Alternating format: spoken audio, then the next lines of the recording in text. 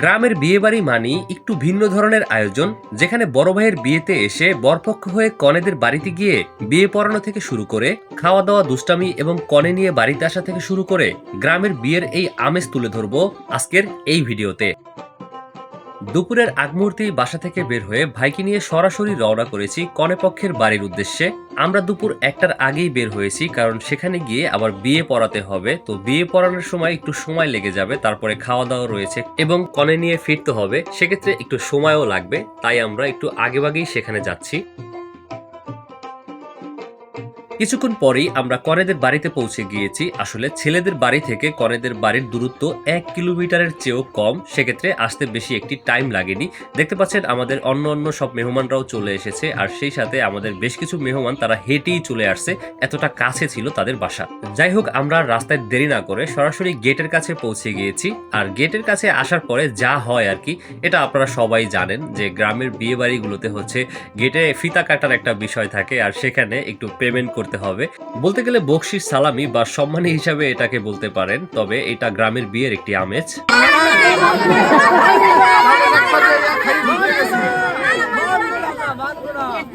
আমরা একটু কম দিতে চেয়েছিলাম, বাট তাদেরকে রাজি করতে পারিনি। একটা পর্যায়ে আমরা সন্তুষ্ট পরিমাণ একটা ভালো বকশিশ তাদেরকে দিয়ে অবশেষে ভাইকে নিয়ে এসেছি ফিতা কাটার জন্য। এরপরে গেটের বাকি কার্যক্রম শেষ করে আমরা সুন্দর একটি আয়োজনের মাধ্যমে ফিতা কাটা সম্পূর্ণ করেছি। আর দেখতে পাচ্ছেন সবাই অনেক খুশি, বিশেষ করে বরপক্ষ কনেপক্ষ সবাই খুশি। এদিকে বড় ভাই এবং মেহমানদেরকে নিয়ে আমরা বাড়ির ভিতরে যাচ্ছি, আর পাশেই লুকিয়ে লুকিয়ে নাহিদ ভাই কিন্তু আমাদেরকে দেখে মিষ্টি খাচ্ছে। যাই হোক, এটা আমরা পরে বুঝে নিব।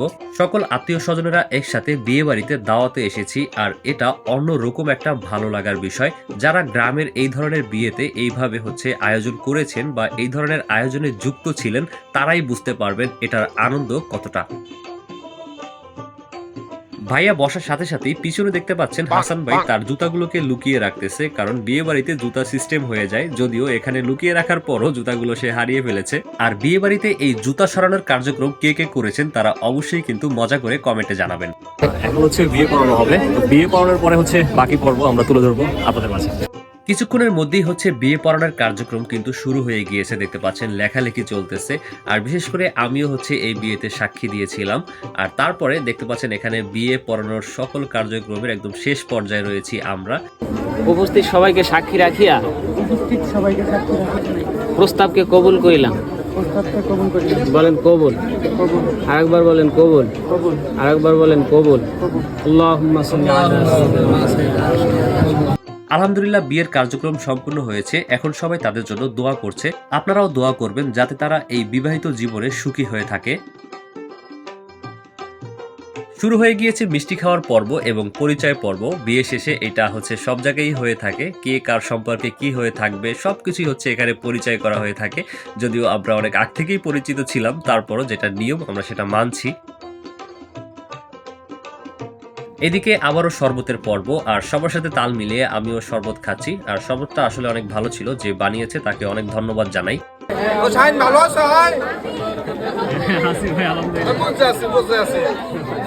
শুরু হয়ে গেল হাত ধোয়ার পর্ব।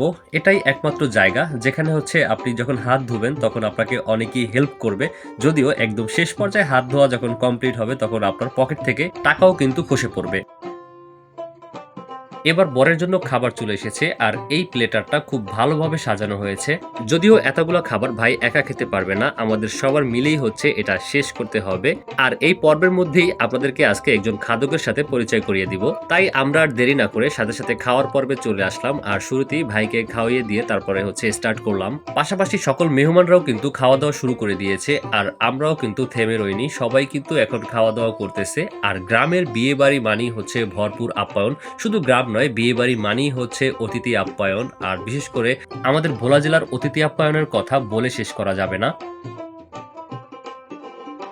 বরিশাল, চিটাগং এবং এলাকা থেকে শুরু করে আরো বিভিন্ন জায়গা থেকে কিন্তু আজকে আমাদের এখানে মেহমানরা রয়েছে, আর তারা কিন্তু ভোলা জেলার অতিথি আপ্যায়নে অনেক খুশি। যারা ভোলা জেলাতে এসে এরকম আপ্যায়ন পেয়েছেন তারাই একমাত্র এই জেলার আপ্যায়ন সম্পর্কে বুঝতে পারবেন।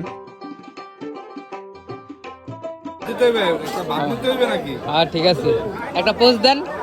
এদিকে সবাই তাদের চাহিদা মতো খাওয়া দাওয়া করতেছে, আর বিশেষ করে তাদের রান্নাটা অনেক ভালো হয়েছে। সকল মেহমানরা তাদের রান্নার প্রশংসা করেছে।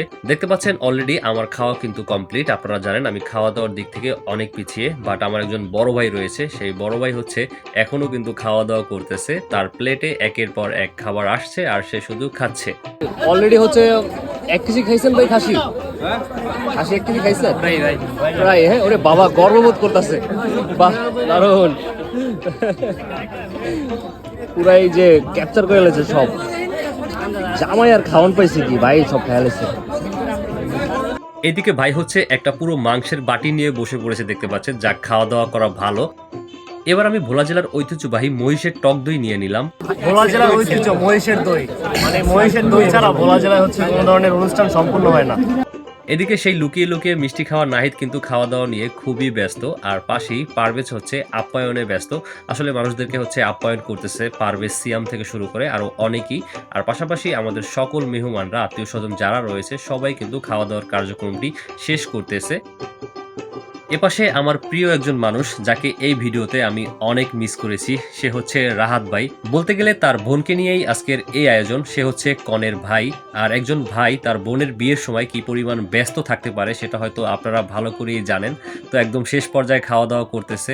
আর বন্ধু আব্দুলও রয়েছে, সেও অনেক ব্যস্ততার মধ্যে সময় কাটিয়েছে। আমাদের খাওয়া দাওয়া শেষ, বাট এখন কি হইতাছে, এই যে হচ্ছে আমার বড় ভাই হাসান, অনেক পরিচিত মুখ। সে হচ্ছে দেখতে পাচ্ছেন যে একদম, আমরা গ্রামের ভাষায় অনেকে কিন্তু আত্ম বলি, আবার নর্মালি ন্যাচারালি সবাই টালি বলে থাকে। সেই আত্মবরাত দই খাইতেছে, মানে বৈশাখ। সবার খাওয়া শেষ, আর সে হচ্ছে এখনো খাওয়া দাওয়া শেষ করতে পারে নাই। মানে এখানে আমরা অলরেডি খাই 10 মিনিট বসে রয়েছি, সে পুরো 10 মিনিট যখন এখনো খাইতেছে। কি পরিমাণ খাদক ভাই! আপনারা মেনশন দেন, আপনাদের ভাই ব্রাদারের ভিতরে যারা এরকম খাদক আছে তাদেরকে মেনশন দেন। এদিকে ভাইয়াকে হাত ধুয়ে দেওয়া হইতেছে, আর এই কার্যক্রম শেষে নাহিদ ক্যামেরায় আবারও ধরা খাইছে। তো বন্ধুরা, এবার আমরা চলে এসেছি ঘরের ভিতরে, আর এখানে বেশ কিছু নিয়ম কানুন শেষ করে এখন আমরা কনেকে নিয়ে চলে যাব আমাদের বাড়িতে। আসলে একটি মেয়ে যখন নিজের বাড়ি ছেড়ে বিয়ের সময় স্বামীর বাড়িতে চলে যায়, আর সেই মুহূর্তটা কতটা কষ্টকর হতে পারে সেটা একমাত্র একটি বিবাহিত মেয়েই বুঝতে পারে। তো দোয়া করি আল্লাহ যেন তাদেরকে সুখে রাখে। আর এই দিকে সবাইকে বিদায় মুহূর্তে বিদায় জানিয়ে আমরাও হচ্ছে চলে যাব। তো বন্ধুরা, আপনারাও যারা এরকম বিয়ে বাড়িতে সময় কাটিয়েছেন বা আয়োজন করেছেন বা আনন্দময় মুহূর্ত কাটিয়েছেন, সবকিছুই জানিয়ে দিতে পারেন কমেন্টে। আর এই ভিডিওটি কেমন হয়েছে সেটাও কিন্তু আপনারা মন্তব্য করে জানিয়ে দেবেন। ভালো থাকবেন সবাই, দেখা হবে আবার নতুন আরেকটি ভিডিও নিয়ে।